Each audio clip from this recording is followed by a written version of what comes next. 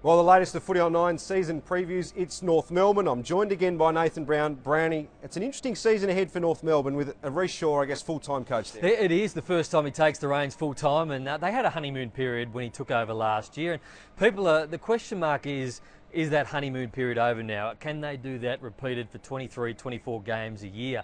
What I like the way they changed their game plan last year under Rhyce Shaw was how much pressure they put on and how aggressive they were towards their opponent. I think Zurhaar tackling and all these sort of blokes. Garner was very aggressive in the middle. So I think their game plan stacks up if they play the way that they played in the back half of last year. Like David Teague at Carlton, it seemed that like the shackles were off towards late last year under Rhyce Shaw. Can he continue that when he's a full-time coach, or does that change, I guess, when he wants to put his own stamp on the group? Well, it's going to be hard, isn't it? Because they've got 6 months to go through their game plan, and do you tinker with things? Do you change things? I think they responded so well to Rhyce Shaw and the way he coached last year, and I think they're an outside chance to make the 8. We'll talk about predictions later, but they're certainly one of those fringe clubs that can put some pressure on the 8. Let's take a look now at the ins and outs from, I guess, the trade period and the draft as well. They lost some experience in Scott Thompson, who retired. They've added a young midfielder from GWS in Aidan Bonner. Yeah, Aidan Bonner's a nice player. I think he was just squeezed out of GWS just because they've got so many stars up there. So he's a good depth player to come in. They lose Sam Wright and Scotty Thompson. Scotty Thompson, look, he was at the end. I mean, he's been such a great warrior, but they've got players that can now come in. Robbie Tarrant, All-Australian defender. I think he's their best defender at the moment, but they've got some other young players who can come in. I think Durden is a player that needs to step up in Scotty Thompson's absence.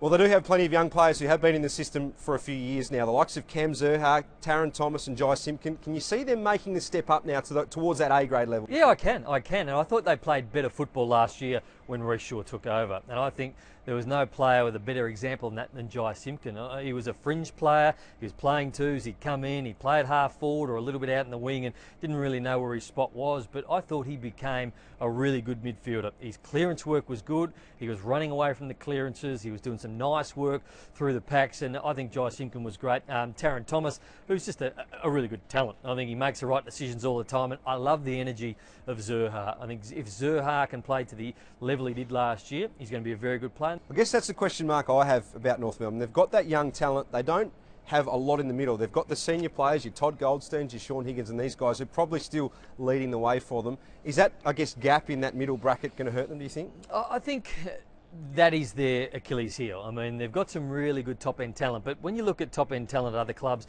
do they have the real A-plus top talent? I mean, Cunnington and you've got Shaun Higgins who are really, really good players. They're A-grade talent, but outside those two, do they have pure A-grade talent? I'm not sure. So I think they lack a bit at the top end as well. We know all about Majak Daw's situation last year. It's great to see him back playing footy. Of course, he played a bit of VFL towards the end of last year. He was injured, couldn't crack back into the AFL side in time, but it seems like he's tracking really well. What does he add? Well, he looked like at the end of the year before when he started playing good footy, he just looked like he got it. I mean, he looked like a player who didn't understand the game that well, ran under the footy, couldn't follow up, and all of a sudden it seemed like all that hard work that he'd put in, all that faith North Melbourne had put in him, it just clicked and he started to get it. He started to read the ball better. He started to take big marks. He started to make the right decisions. So to have Majak Daw back, and the big benefit of if he can play good footy is he can play forward and he can play back. He went forward a few years back, kicked goals, he goes back and does a Robbie Tarrant type job on somebody, and he's a great intercept mark. So if Majak Daw can stand up, it's going to be massive for him. They do need that, don't they? I mean, they've added Josh Walker, who adds a bit of depth in defence, but ideally they've got Majak playing. Yeah, ideally. In the defensive end too. The other thing I do like for them is Mason Wood, who I've been told has been playing in the defensive end over the pre-season. So I think, and I'm huge on this, if you've got a forward and they haven't really worked out, and I'm not saying that Mason Wood hasn't worked out, but he hasn't been the player they've expected him to be so far. I think Larky's probably gone ahead of him. But you've always got to give a forward an opportunity in defensive end before you maybe make a decision on them. I think it's a great move to play Mason Wood in the defensive end, and I think with him, Tarrant, Majak Daw, they've got the nucleus of a really good defensive end along with Sam Durden. Certainly some to watch in season 2020. Who have you got under pressure? I've got Mason Wood under pressure, and I think that the move to centre half back or a half back flank, he's a good user and he'll kick out for them. If he does play there all year, the pressure is on him. That was as a forward, but I think he can blossom as a back. Well, it seems like North Melbourne fans have got high expectations in what they can achieve. Maybe a September return, but where have you got them?